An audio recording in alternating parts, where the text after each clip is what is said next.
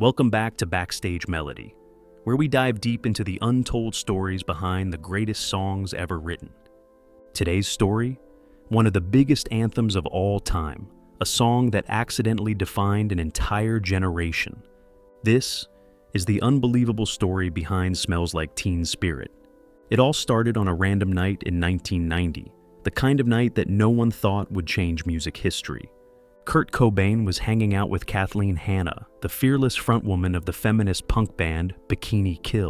Kathleen and Kurt had become close friends in Seattle's grunge underground, a scene filled with cheap beer, bad apartments, and loud, angry music that didn't care if it ever made the radio. That night, like many others, turned into a haze of alcohol and late-night chaos. As the drinks flowed, so did the conversations about politics, about music, about everything and nothing. Seattle's music scene wasn't about fame back then. It was about rebellion, frustration, and being heard, even if only by a handful of people in sweaty basement clubs. At one point, Kathleen grabbed a can of spray paint and, half-jokingly, wrote on Kurt's apartment wall, "Kurt smells like teen spirit." For Kathleen, it was nothing more than a silly inside joke. She was referring to Teen Spirit, a brand of deodorant that was popular among teenage girls at the time. And more specifically, Kurt's then-girlfriend, Toby Vale, used that very deodorant. So, the joke was personal, almost like teasing Kurt for carrying the scent of his girlfriend. But Kurt didn't get the joke. Instead, he stared at the phrase and felt something stir inside him. "Smells like teen spirit." To him, it sounded like a revolutionary slogan, a statement of rebellion, a call to arms for the youth who felt disillusioned, angry, and forgotten. The words felt raw, subversive, powerful. It was perfect. That small misunderstanding would plant a seed in Kurt's mind, one that would slowly grow into the song that would not only define his band, but an entire decade of youth culture. Without that drunken moment, there might never have been Smells Like Teen Spirit. No anthem, no explosion, no global phenomenon. Sometimes history turns on the smallest, strangest accidents. After that strange night with Kathleen, the phrase "smells like teen spirit" wouldn't leave Kurt's head. It haunted him. It felt like the perfect banner for what he and his generation were feeling, a mix of rebellion, sarcasm, apathy, and rage. But now came the hard part, turning that raw idea into a song. Kurt wasn't aiming to write some underground cult track. In fact, he wanted to do something far more ambitious, create the ultimate fusion of grunge rawness and pop accessibility. Something loud enough for the outcasts, but catchy enough to slip into the mainstream, almost by accident. In his own words, Kurt admitted, "I was basically trying to rip off the Pixies." He was obsessed with their quiet, loud dynamic, soft verses followed by explosive, chaotic choruses. That formula was hypnotic, and Kurt wanted to push it even further. Louder guitars, angrier vocals, thicker distortion, but still, a melody you couldn't get out of your head. Then came the riff, the now iconic 4-chord opening riff. Simple, heavy, instantly recognizable. But when Kurt first played it, bassist Chris Novoselic laughed it off, calling it ridiculous and too cheesy.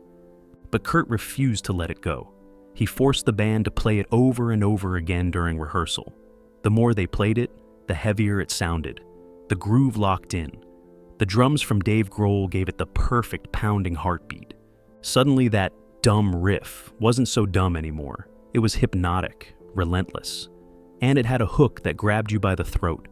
Kurt's lyrics, meanwhile, were intentionally cryptic. He wanted them to feel disjointed, almost surreal, like the chaotic inner monologue of a generation lost between rebellion and indifference.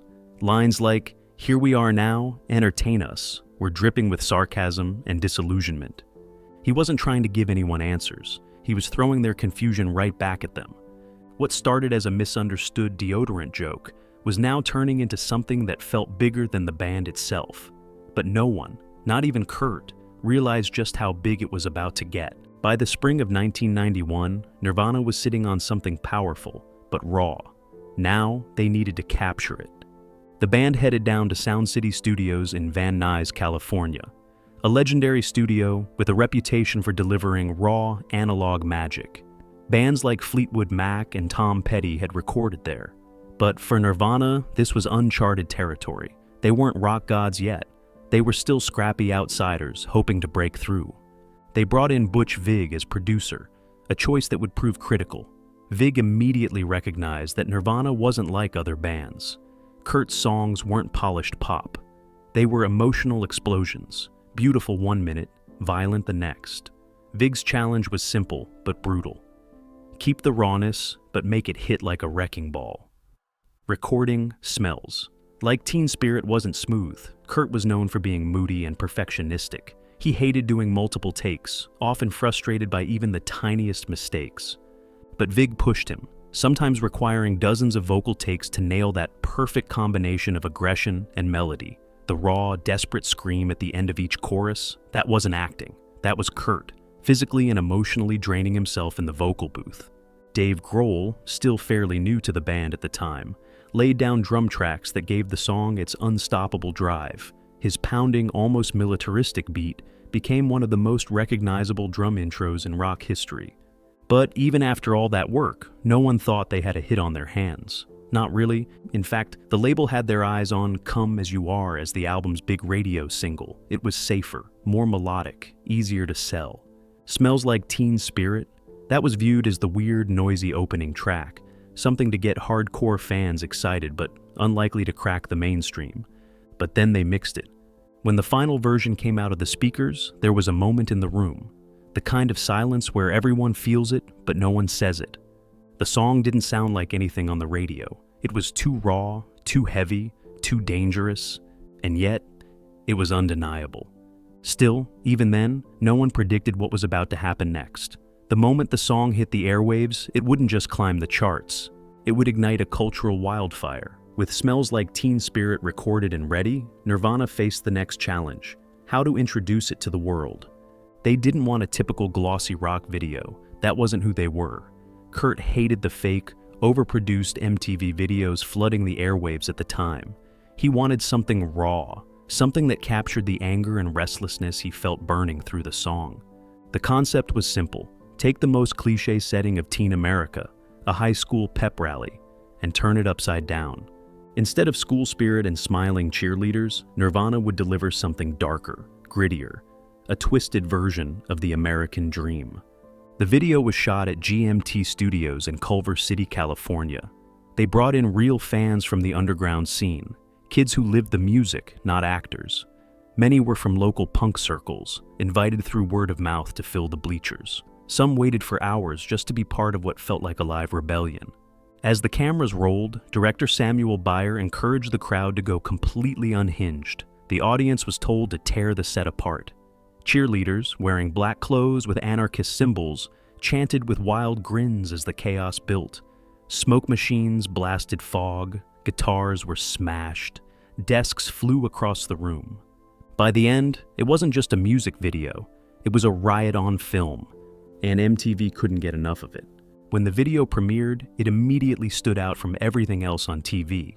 While pop stars smiled and lip-synced polished hits, Nirvana's video felt like an ambush, angry, raw, and absolutely hypnotic. Within days, Smells Like Teen Spirit entered heavy rotation.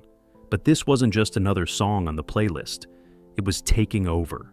Suddenly, Nirvana wasn't a band for the Seattle underground anymore. They were on every screen, in every house, speaking directly to millions of kids who felt exactly like Kurt did.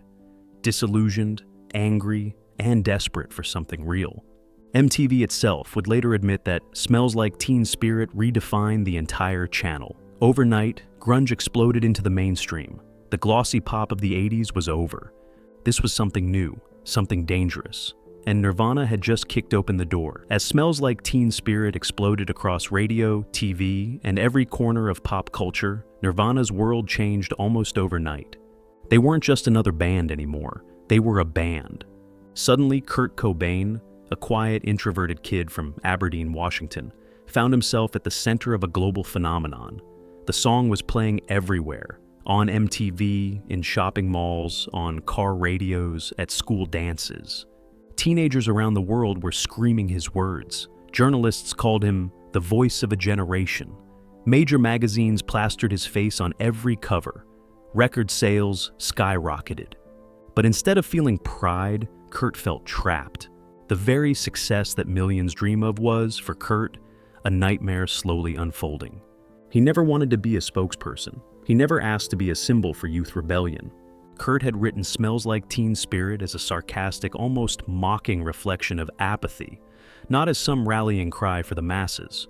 In interview after interview, Kurt expressed his growing discomfort. He once said, "I still like playing Teen Spirit, but it's almost an embarrassment to play it now. Everyone has focused on that song so much." And worse, many of the fans coming to their shows weren't the same misfits and outcasts who once packed Seattle's small clubs. Now, the audience included jocks, frat boys, and people who, in Kurt's mind, completely missed the point. As the pressure mounted, so did Kurt's struggles with addiction, anxiety, and depression.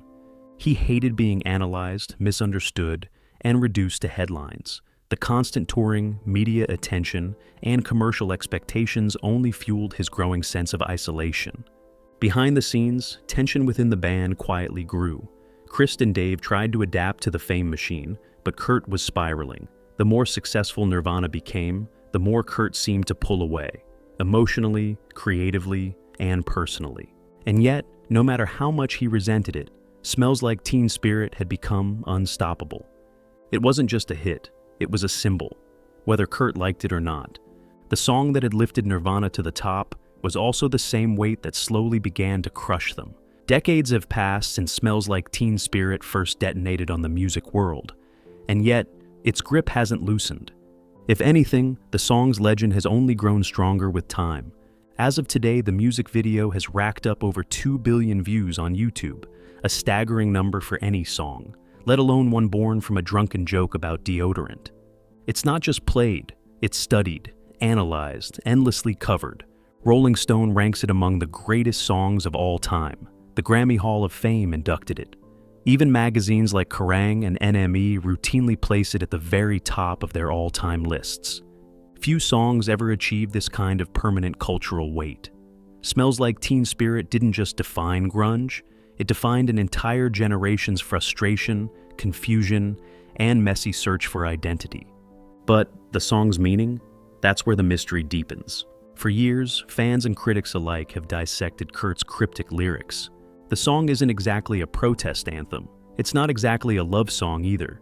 Instead, it feels like a swirling mix of apathy and sarcasm, a middle finger to everything fake, polished, and corporate that dominated the 1980s. Lines like, "Here we are now, entertain us," are soaked in biting irony, almost mocking the very idea of rock stars and mass entertainment.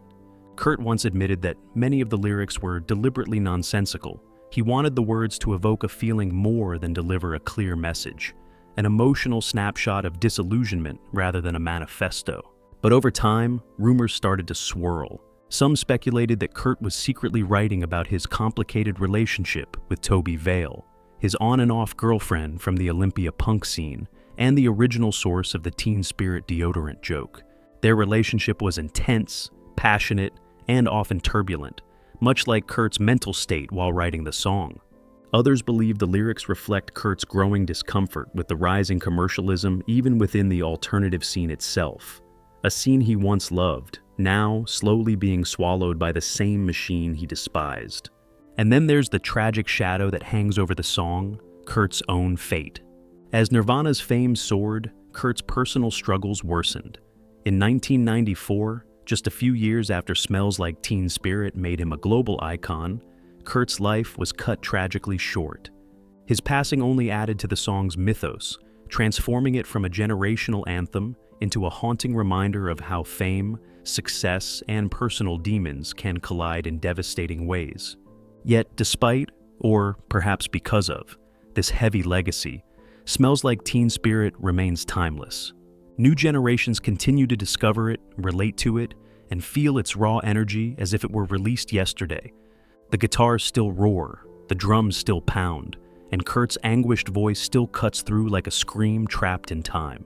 It's a song that was never supposed to happen, a song born from a joke that ended up speaking for millions. In the end, Smells Like Teen Spirit wasn't designed to change the world. There was no plan, no strategy, no marketing genius behind it. It started as a half-drunken joke about deodorant, and somehow became the accidental anthem for millions. But maybe that's exactly why it worked. It captured something real, raw frustration, rebellion, and the confusion of a generation that didn't want to be told what to believe. It wasn't polished, it wasn't safe, it was messy, honest, loud, and decades later, it still is.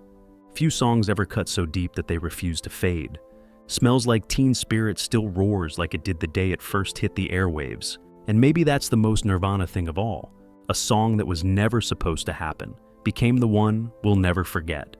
And that's the wild truth behind Smells Like Teen Spirit, the song that started with deodorant and ended up shaking the world. If you enjoyed this story, make sure to subscribe to Backstage Melody, give this video a like, and drop your thoughts in the comments. What's your favorite unexpected song origin? We've got plenty more legends, heartbreaks, and secrets coming your way. Thanks for watching, and as always, stay curious.